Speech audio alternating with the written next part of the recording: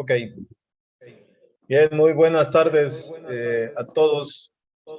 Primero que nada, quiero agradecer la invitación a los organizadores de este primer encuentro de seminarios universitarios organizado por el Seminario de Hidrocarburos de la Secretaría de Desarrollo Institucional de la Universidad Nacional Autónoma de México para participar con ustedes en este evento. El título de la charla que voy a compartir con ustedes es Los hidrocarburos como elemento fundamental en la transición energética de México. Este trabajo lo he preparado con apoyo de mis queridos colegas y amigos, el ingeniero químico Sergio Cruz Carranza y el ingeniero petrolero Gustavo Bonilla Pérez. La agenda que vamos a seguir para la presentación incluye la revisión de la demografía y el consumo mundial de energía. Después vamos a ver muy rápidamente los objetivos y en qué consiste el desarrollo sostenible establecido por la ONU. Vamos a ver proyecciones de demanda mundial de energía basados en la International Energy Agency de la Secretaría de Energía de los Estados Unidos. Después veremos una historia de la producción petrolera en México, incluyendo los recursos prospectivos y las reservas que tenemos disponibles y las implicaciones económicas del volumen de hidrocarburos descubierto a lo largo de 119 años de actividad petrolera en México. Y después, con estos elementos a nivel mundial de las tendencias del consumo y de la producción y la capacidad que tiene México para seguir generando y produciendo hidrocarburos, veremos cómo es un camino viable para ordenar la transición energética en el país a partir de los vastos recursos petroleros y de todos los recursos naturales en términos de minerales, de geotermia, de la energía solar y eólica que se puede generar en México y sobre todo del aprovechamiento de los residuos sólidos urbanos, que hoy son un problema. Y finalmente haremos unas conclusiones de reflexión respecto a la presentación. En esta gráfica de la ONU podemos ver las tendencias del crecimiento de la población en el mundo, ¿verdad? Si ustedes recuerdan, en el 2000, el año pasado, en agosto del año pasado, llegamos a la cifra de los 8,000 millones de habitantes en el país. Es decir, esta gráfica lleva una tendencia asertiva en su valor medio y está pronosticado que para alrededor de 2100 en el planeta seamos alrededor de 11,000 millones de habitantes. La gráfica de la derecha muestra la distribución por edades. Vemos que básicamente habrá poblaciones grandes y crecientes entre los 25 y los 64 años y mayores de 65. Y esta gráfica en rojo muestra la tendencia declinante, si ustedes la ven, a 2100, a la demografía, es decir, va a haber menos nacimientos en el periodo, lo cual pronostica una humanidad cada vez más vieja en el futuro que va a necesitar obviamente mayores requerimientos satisfactores para mantener salud y algunas otras condiciones de vida. Esta población mundial que está en crecimiento, hay 7 elementos importantes para su supervivencia: el agua, por supuesto, los alimentos, la energía, el empleo, la educación, la salud y la seguridad. Y además, hacia 2050 está pronosticado que el 80% de la población mundial vivirá en áreas urbanas y se magnifica entonces el reto de proveer agua, alimentación y energía. En esta charla vamos a referirnos solamente al tema de energía que requerirá y requiere la población creciente a nivel mundial. Esta gráfica de 1997, publicada por la American Association of Petroleum Geologists, pronosticaba el crecimiento de la demanda de energía a nivel mundial y las fuentes de que se iba a estar abasteciendo esta demanda de energía. Ustedes recuerdan también, previo a la pandemia, digamos en el 2020, esta gráfica que fue creada en 1997, pronosticaba que íbamos a tener para 2020 una demanda de energía de alrededor de 82 millones de barriles por día, ¿verdad? Y en realidad esta demanda fue en el pico previo a la pandemia de 110 millones de barriles por día. Ha crecido y después pronosticaba ya la disminución de las fuentes de energía contaminante como el carbón y el crudo y el crecimiento ligero para después del decaimiento también del gas natural y la proliferación de la energía nuclear y las fuentes renovables, solar, geotérmica y de viento. Vamos a ver cómo ha ido evolucionando este pronóstico de 97 a las condiciones actuales, en el entendido que ya se rebasó casi por un 25% el pronóstico que se establecía para el consumo en el 2020 diario de barriles por día en el mundo. Pero antes revisemos los objetivos de sostenibilidad y el concepto de sostenibilidad de la ONU. En el 87 fue introducido el concepto de sostenibilidad y que ha sido definido como la satisfacción de las necesidades del presente sin comprometer la habilidad de las futuras generaciones para satisfacer sus propias necesidades en su momento. A raíz de esta definición se identificaron 17 objetivos de desarrollo sostenible que en realidad significan un llamamiento universal a la acción para poner orden y administrar y mejorar los niveles de pobreza, proteger el planeta y mejorar las vidas y las perspectivas de las personas en todo el mundo. A raíz de estos eventos, ustedes están familiarizados con los acuerdos de París de 2015, el COP21, la Agenda 2030 del cambio climático, en donde en conjunto y muy resumido se enfoca a reducir sustancialmente las emisiones de gases de efecto invernadero para limitar el aumento de la temperatura global en este siglo a 2 grados centígrados. Y 2 grados centígrados no es una meta, ¿verdad? Es un límite que pone que en caso de que lo alcancemos o lo rebasemos, la idea es que no lleguemos a eso, a ese calentamiento de 2%, pero en caso de rebasarlo se compromete seriamente el hábitat del planeta y por consiguiente también el hábitat y el riesgo para la especie humana cobra mayor relevancia a la que tiene ya actualmente hoy. Bien, una vez revisado esto, vamos a ver entonces, en base a la Agencia de Energía de los Estados Unidos, cuál es el crecimiento de la demanda a nivel mundial en términos de energía.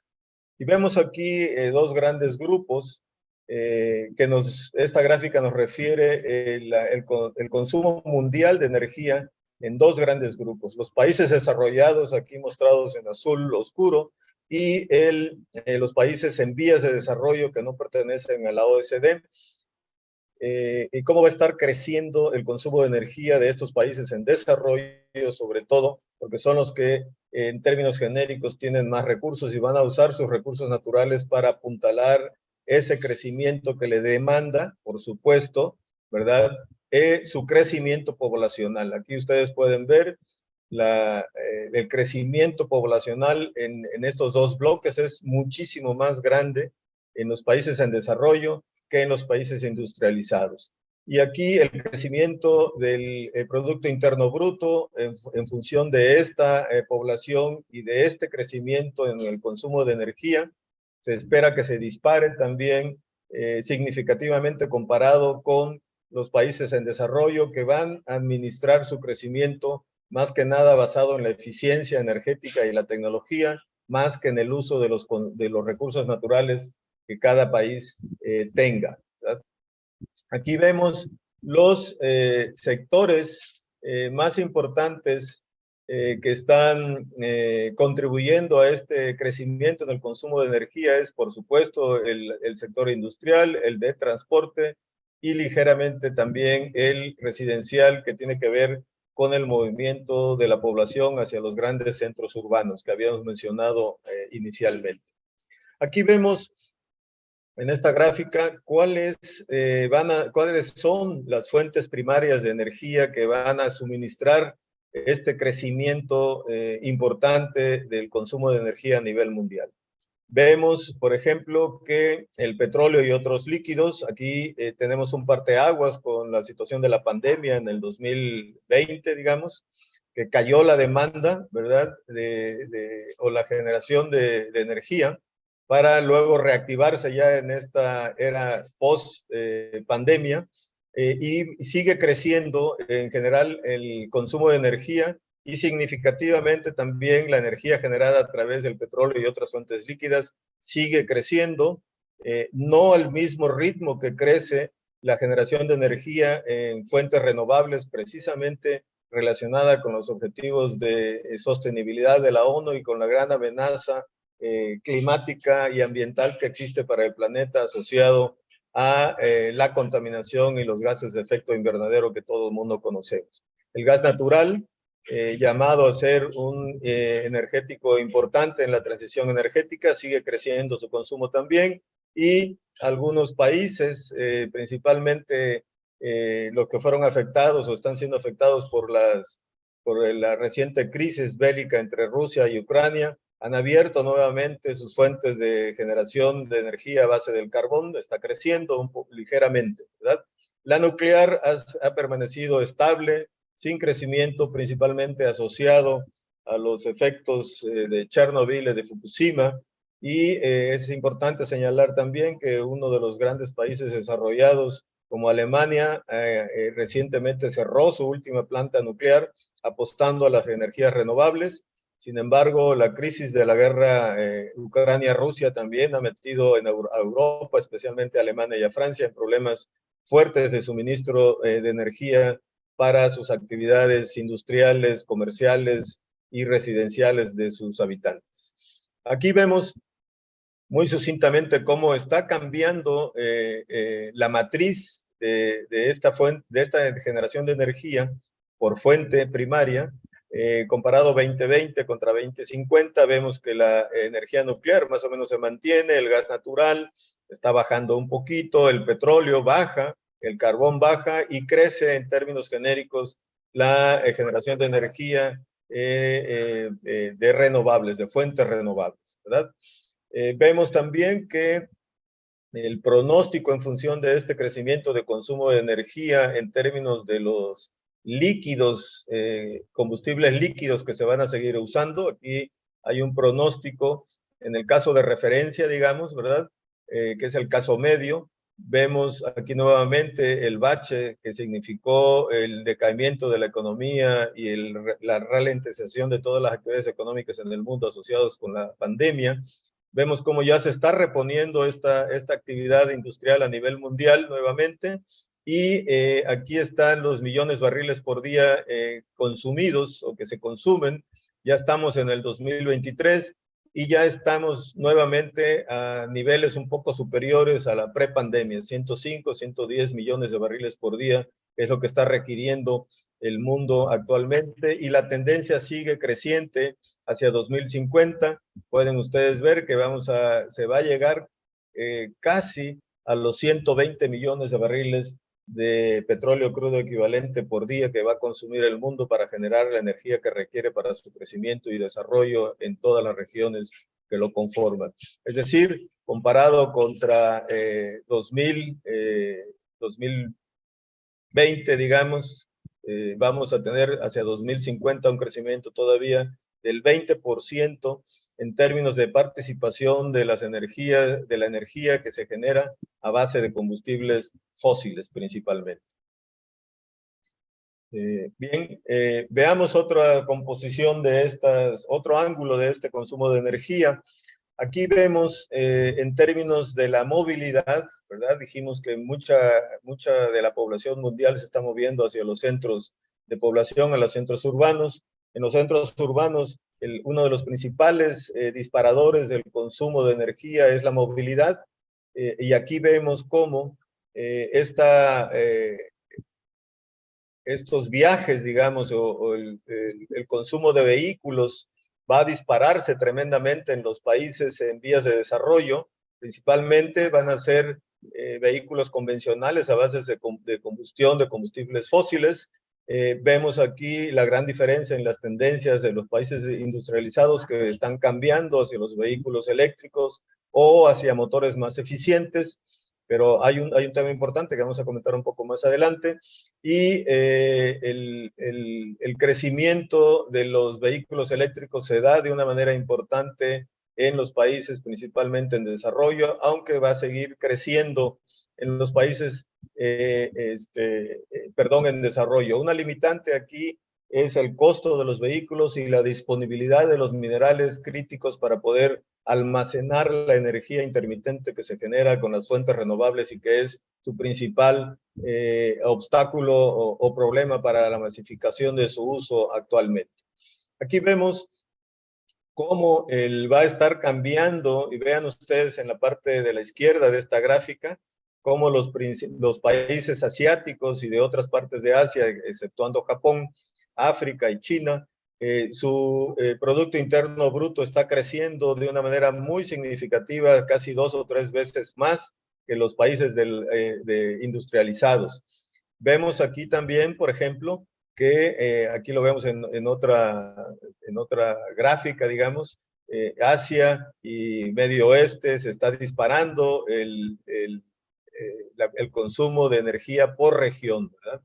Y el consumo en los países desarrollados vemos que ese consumo más o menos se mantiene, ya dijimos que está basado en tecnología y en la eficiencia energética, en los países industrializados de Asia, de América y de Europa.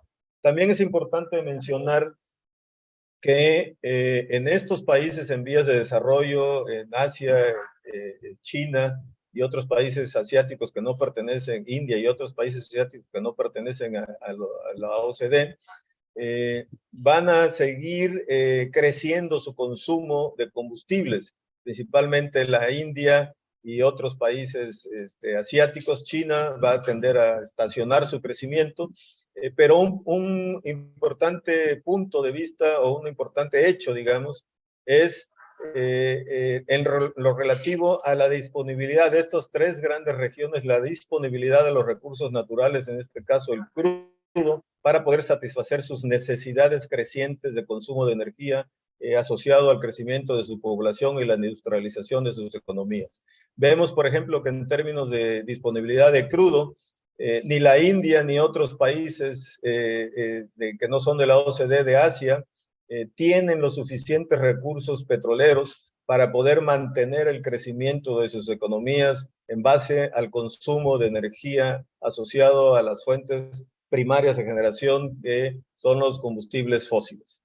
Esto lleva a que, en conclusión, en un mundo creciente de consumo de energía, cada país va a diversificar y va a tratar de satisfacer sus necesidades de energía en base a la disponibilidad de los recursos que tenga. Y, por ejemplo, vemos aquí el caso de la India, que está apostando fuertemente a las cuestiones solares, ¿verdad? El viento, la hidroeléctrica, por supuesto, pero también está apostando muy fuertemente al almacenamiento de la energía en baterías a futuro.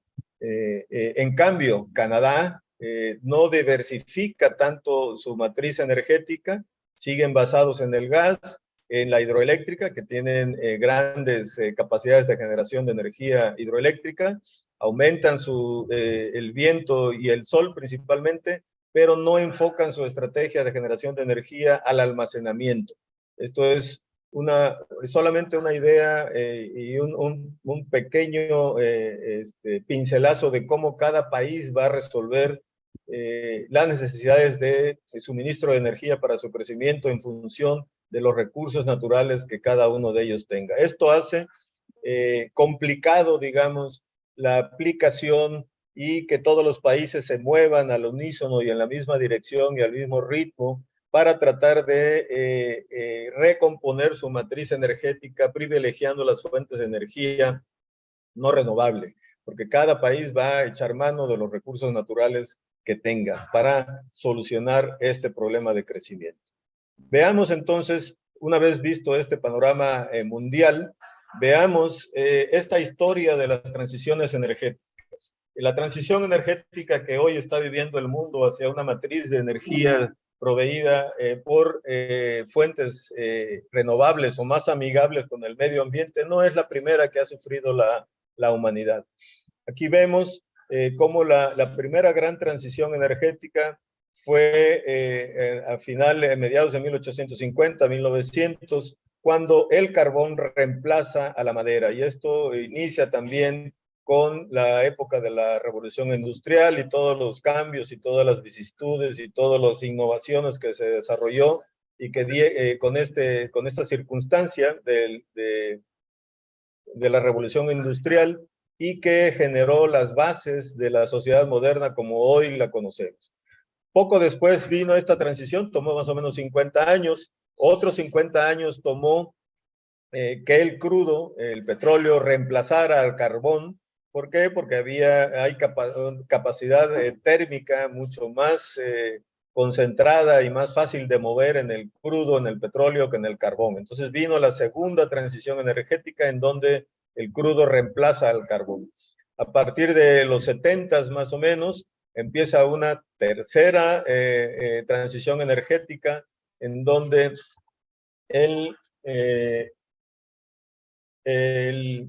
las renovables y el gas natural principalmente empiezan a sustituir al crudo y estamos viviendo una nueva transición energética más acendrada en términos de velocidad, acendrada por la tecnología, en donde se está acelerando la sustitución de la generación de energía a través de combustibles fósiles por cada vez más participación de las renovables y, por supuesto, el combustible fósil más limpio, que es el gas natural, que debe de tender el puente para hacer más rápida esta transición energética y preservar el clima y el ambiente, el planeta en general, y reducir la amenaza de autoextinción que el ser humano ha puesto sobre la misma especie, ¿verdad? Sobre ellos mismos.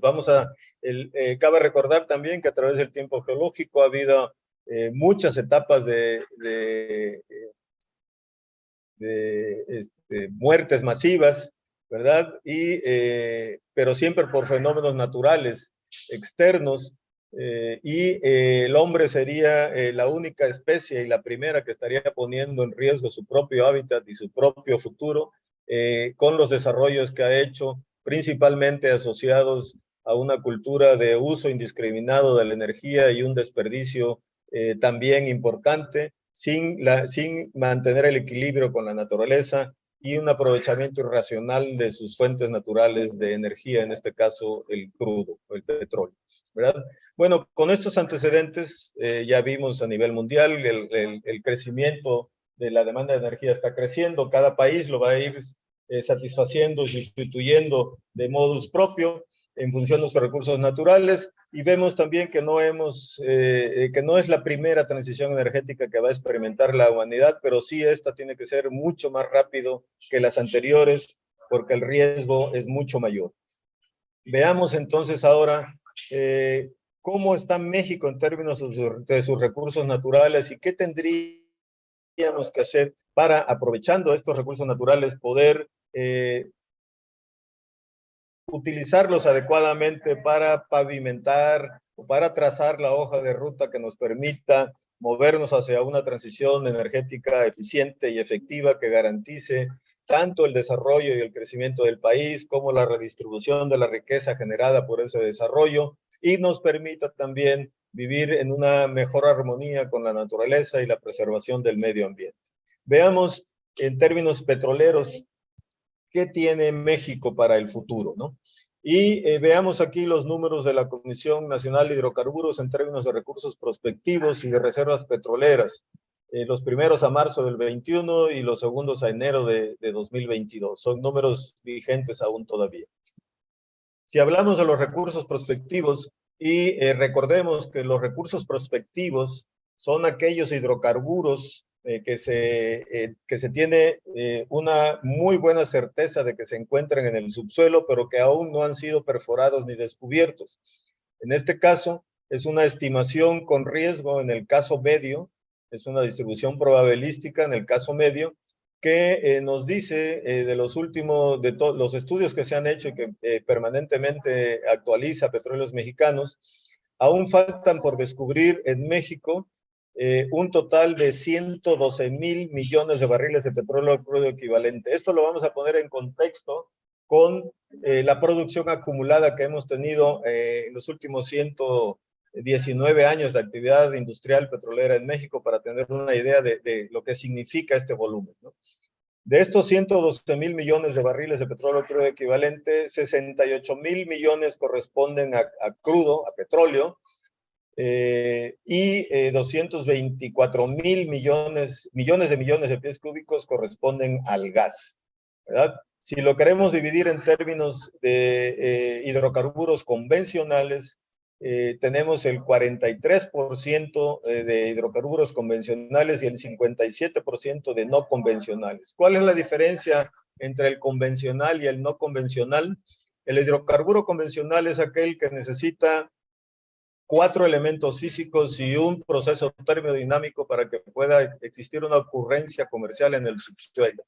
¿Cuáles son esos elementos físicos? Es una roca generadora que tenga materia orgánica, una roca almacenadora que tenga porosidad y permeabilidad para almacenar los hidrocarburos, una roca sello que sea impermeable, que detenga el ascenso normal por diferencia de presiones de los hidrocarburos en el subsuelo, y una trampa, que es una forma geométrica que adoptan las rocas en el subsuelo asociado a la historia y a la evolución interna y dinámica interna de la Tierra. Estos 4 elementos físicos se tienen que combinar con un proceso termodinámico en el cual la materia orgánica alojada en la roca generadora a través del tiempo geológico, millones de años, se transforma, por efectos de presión y temperatura, se transforman en hidrocarburos y se alojan en estas rocas almacenadoras y se preservan en esas trampas. Esos son los hidrocarburos convencionales.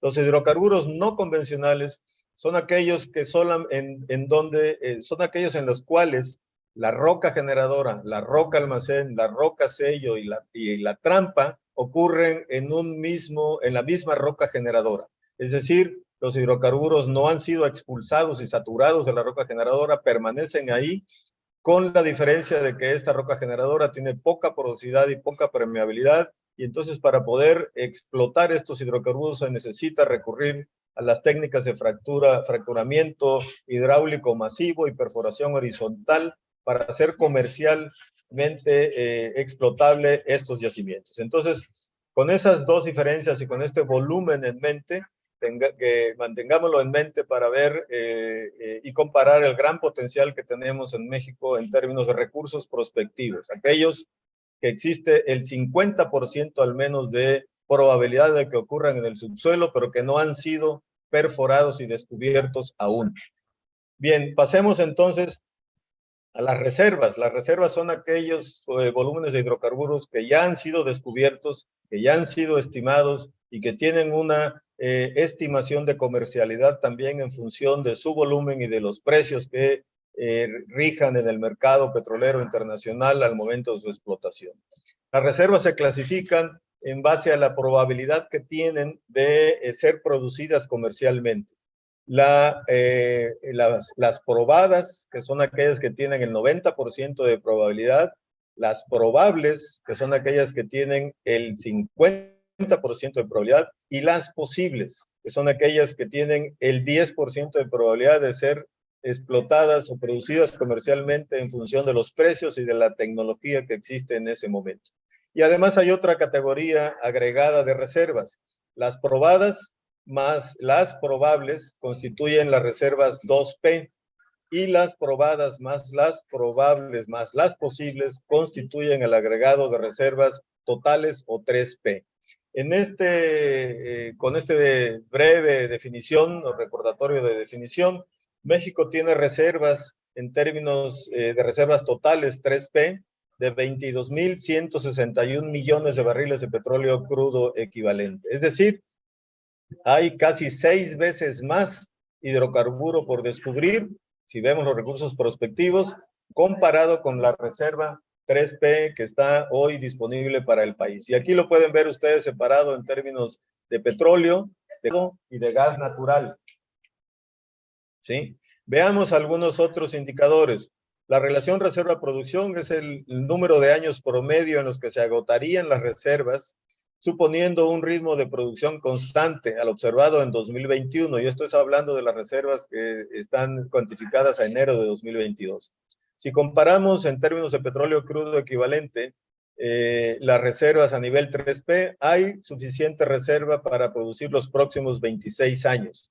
Si vemos solamente la reserva 2P, 18, y si vemos solamente la reserva 1P, 9 años. Esto es suponiendo un ritmo de extracción constante y que no se descubren nuevos volúmenes de hidrocarburos. Tenemos crudo para producir crudo o petróleo por los próximos 26 años bajo esa premisa. Sin embargo, también otro número importante es cómo está distribuida esta reserva. La reserva que tenemos descubiertas son principalmente crudos pesados y extra pesados. Aquí lo vemos en un 65% de ese volumen lo conforman crudos pesados y extra pesados. Y esto tiene una implicación para la actividad de refinación que vamos a ver un poco más adelante. Veamos ahora la historia de la producción petrolera en México. Esta gráfica muestra desde el inicio de la actividad petrolera industrial en México en 1904 con el pozo La Pez, perforado en Ébano, San Luis Potosí, que marca el inicio de la industria petrolera en México, y cómo hasta 1900, la década de mediados de los 70, que se descubre Chiapas, Tabasco, en Villahermosa, principalmente la cuenca sedimentaria Tampico-Misantla en el norte y centro del país, noreste del país, es la principal productora de hidrocarburos en México. Cabe destacar que en 1919-20, México fue el segundo país productor de hidrocarburos en el mundo cuando el petróleo era extraído principalmente por compañías extranjeras. A raíz del descubrimiento de Chiapas, Tabasco a mediados de los 70 y Cantarell en 1976, la producción petrolera empezó a crecer significativamente hasta alcanzando dos picos importantes, ¿verdad? Los 2.4 millones de barriles en 1980 y los 3.4 millones de barriles por día en 2004. Y pueden ustedes ver aquí también cómo en términos de cuencas sedimentarias, las cuencas del sureste, tanto en porción terrestre en Villahermosa, principalmente, y el sur de Veracruz, como costa afuera en la zona de Campeche, han sido la cuenca productora más rica de hidrocarburos en el país y es también la que aloja las mayores reservas de hidrocarburos y los mayores volúmenes de recursos prospectivos por descubrir. ¿Cuál es la producción que hoy tiene México en términos de hidrocarburos? Hoy, estos son datos abril de 2023, se están produciendo 1.964.000 barriles por día, de los cuales habría que descontar 300.000 barriles que son de condensados y que tradicionalmente no se habían reportado como parte de la producción de hidrocarburos de petróleo, porque los condensados son un tipo de hidrocarburo que merece un tratamiento aparte, pero ahora se están reportando juntos. Si restamos estos 300.000, la producción de crudo tradicional en México es de alrededor de 1.666.000 barriles por día, ¿verdad? Ven ustedes también la tendencia declinante desde 2004. En esta administración se ha estabilizado la declinación, digamos, se ha repuesto la producción con campos nuevos, pero ha significado un esfuerzo muy importante tanto en términos de inversión como de desarrollo acelerado de campos. Vamos a ver un poco más adelante las implicaciones de la caída de la producción y la estabilización de la misma en este periodo. En términos de gas, estamos un poquito todavía con mayor premura y con más crisis. Se están produciendo en este momento, estos son datos a marzo de 2023, 4.400 millones de pies cúbicos de gas, que no tienen hidrógeno, porque el nitrógeno está contaminando mucho la producción de gas natural en los campos de la sonda de Campeche. Entonces, restando ese nitrógeno, se están produciendo 4.400 millones de pies cúbicos de gas y hoy el país está importando, ¿verdad?, el 80% del gas natural que consume y que requiere el país lo estamos exportando. De estos 4.4 millones de pies cúbicos por día, Pemex consume casi 3 millones en su autoconsumo para diferentes actividades, o sea que la disponibilidad que deja Pemex para el mercado nacional es de 1.200 millones de pies cúbicos por día, que tienen que ser compensados con una importación de casi 5.667 millones de pies cúbicos por día, que significa el 80% de los 6.800 millones de pies cúbicos por día que necesita el país diariamente para satisfacer sus necesidades industriales y residenciales. Bien, otro punto importante es que desde el punto de vista de la producción de hidrocarburos, el 55% siguen siendo hidrocarburos pesados. Hidrocarburos pesados en términos de grados API, entre 10 y 22 grados API. Y eso es un problema fundamental para la eficiencia del Sistema Nacional de Refinación. Lo vamos a ver un poco más adelante. Bien, ¿cuáles son las implicaciones de estas? ¿Qué es lo que se ha descubierto en México y cuáles son sus implicaciones económicas? Veamos aquí los 22.000 millones de barriles que hay en reservas, la suma de los convencionales y los no convencionales que suman 112.000 millones de barriles por descubrir y un estimado de producción acumulada de entre 1904 y 2022 de alrededor de 61.500 millones de barriles de petróleo crudo equivalente. Si comparamos entonces los recursos prospectivos con la producción acumulada en más de 119 años, vemos que hay todavía casi el doble de hidrocarburos por descubrir de lo que se ha producido en 100 años, ¿verdad? La producción de los hidrocarburos, hay un término que se llama factor de recuperación, que es el volumen que puede ser extraíble de una acumulación de hidrocarburos en el subsuelo. No se puede sacar el 100% porque el crudo está alojado en el sistema poroso de las rocas y mucho del crudo se queda ya sea en el sistema poroso o en la matriz de la roca almacenadora. Entonces, si nosotros considerásemos que hemos estado explotando nuestros campos con un factor de recuperación del 25%, es decir, solamente sacamos una cuarta parte de lo que hay en el subsuelo realmente descubierto. Entonces, y si consideramos que la suma de la producción más las reservas, más los recursos prospectivos suman 196.000 millones de barriles de petróleo crudo equivalente y le aplicamos este factor de recuperación, en realidad se han descubierto en el subsuelo 790.000 millones de barriles de petróleo crudo equivalente. Veamos qué significa esto en términos económicos, ¿verdad?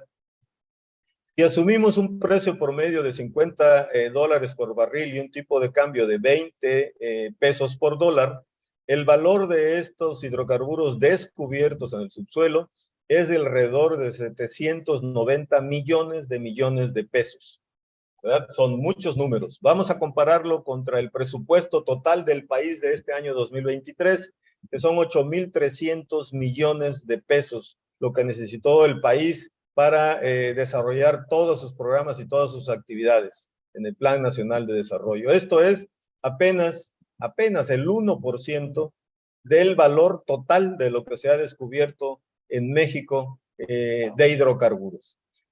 Hagamos otra comparación un poco más aterrizable o más dimensionable, digamos. El presupuesto de Pemex para 2023 es de 680.000 millones de pesos. Esto significa apenas el 8% del total del presupuesto del país y significa una inversión física de 440.000 millones de pesos para Pemex, un 80% de inversión física.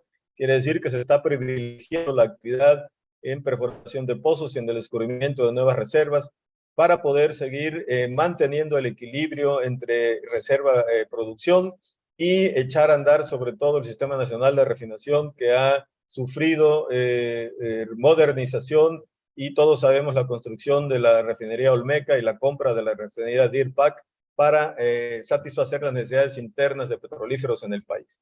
Y aquí es algo, lo que hemos monetizado, ¿verdad? De todo lo que hemos descubierto, hemos monetizado apenas el 10% que ha generado riqueza para el país, ¿verdad? Alrededor de 60,000 millones de pesos es lo que se ha monetizado de todo el valor de los recursos prospectivos y las reservas que se han descubierto en el país. Una cifra pequeña comparada con lo que pudiese hacer en México si lo comparamos con los estándares internacionales. Veamos algunos supuestos. ¿Qué pasaría si producimos solamente el 50% de los recursos convencionales y el 50% de las reservas 3P? No vamos a meternos con los no convencionales porque implica el fracking y el fracturamiento hidráulico y algunos otros temas que aún están en discusión en la sociedad en México. Pero en lugar de explotar nuestro yacimiento con un 25% de factor de recuperación, incrementamos a un 37% de factor de recuperación, lo cual es factible porque hay tecnologías, hay metodologías que se aplican en otras partes del mundo que lo pudiéramos hacer. Considerando estos supuestos y solamente esos recursos convencionales y reservas, podríamos tener producción al final del periodo esperado para explotar toda esta reserva de 53,000 millones de barriles de petróleo crudo equivalente, es decir, el 80% de lo que hemos producido en 120 años. ¿Cuál es el nivel óptimo que deberíamos de tener de producción en México para poder satisfacer el crecimiento del país y ahora alimentar el Sistema Nacional de Refinación? Pues tendrían que ser 2.5 millones de barriles de petróleo crudo equivalente y 7,000 millones de pies cúbicos de gas. Quiere decir que si lo comparamos con las cifras que vimos hace un momento, estamos 600,000 barriles atrás en la producción de crudo, ¿verdad? Y casi 3,000 millones de pies cúbicos por día de gas hoy, ¿verdad? Y si pudiéramos producir 2.5 millones de barriles por año, ese volumen que estimamos ahí de 53 millones nos alcanzaría para obtener producción petrolera los próximos 38 años, ¿verdad? Entonces, ese es el nivel óptimo de producción que debería de tener Pemex, 2.5 millones de barriles de crudo para poder satisfacer las demandas del Sistema Nacional de Refinación y además exportar 500,000 barriles por día. Hoy estamos exportando casi 1 millón de barriles por día, pero lo tendremos que dejar de exportar cuando el Sistema Nacional de Refinación esté construido en toda su capacidad. Debemos recordar también que el Sistema Nacional de Refinación, las 6 refinerías que se están rehabilitando tienen capacidad para 1.300.000 barriles por día, más 300 de Deer Park y 300 de la refinería Olmeca, sumarían un total de 1.900.000 barriles por día. Hoy estamos produciendo de crudo 1.6, es decir, estamos 300,000 barriles atrás para poder satisfacer las necesidades del Sistema Nacional de Refinación cuando esté concluido y terminado, ¿verdad? ¿Qué se requiere para poder materializar todo este potencial que tiene México en términos petroleros? Se necesita ampliar la capacidad de ejecución vía las inversiones de terceros y privadas, cambiar el régimen fiscal de Pemex, que le permitan reinvertir el 50% de sus ingresos. Esta administración federal ha hecho un esfuerzo muy importante para reducir la carga fiscal de Pemex del 65%, hoy estamos en el 42%, pero aún así es insuficiente para que Pemex pueda invertir en toda la cartera de portafolio que tiene en sus negocios, en el upstream y el downstream, en todo el negocio petrolero, ¿verdad? Y por supuesto también es necesario cambiar la regulación asimétrica que a raíz de la reforma energética de 2014 rige a Pemex y no le permite recuperar sus costos en el mismo nivel que se lo permite a las empresas privadas que operan hoy en México. También debemos de optimizar el valor de los crudos pesados.